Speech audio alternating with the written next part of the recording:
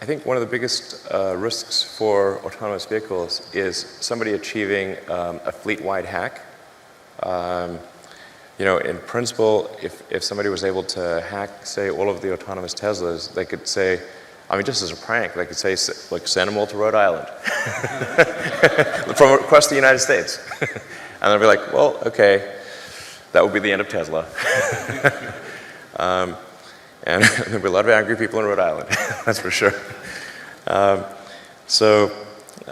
got to make super sure that a fleet-wide hack is basically impossible, and that if people are in the car, that they have override authority on whatever the car is doing.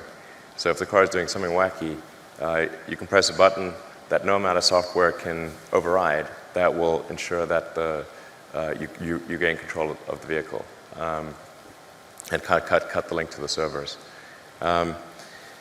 So that's pretty fundamental.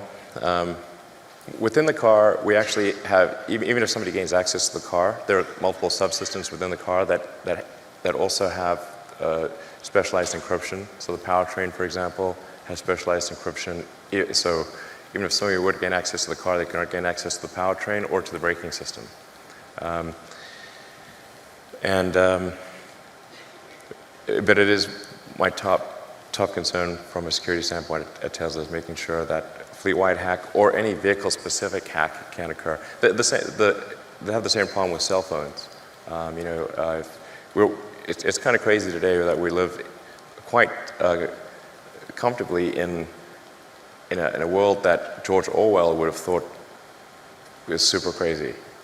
We all carry a phone with a microphone that can be turned on really at any time without our knowledge, with a GPS that knows our position, and a camera, and kind of all of our personal information. We do this willingly, and it's kind of wild to think that that's the case. The phone, like Apple and Google, kind of have the same challenge of making sure there cannot be a fleet-wide hack or a system-wide hack of phones, or a specific hack. So that's our top concern. It's going to become a bigger and bigger concern. I think Tesla's, I don't want to tempt fate here, but Tesla's pretty good at software compared to the other car companies.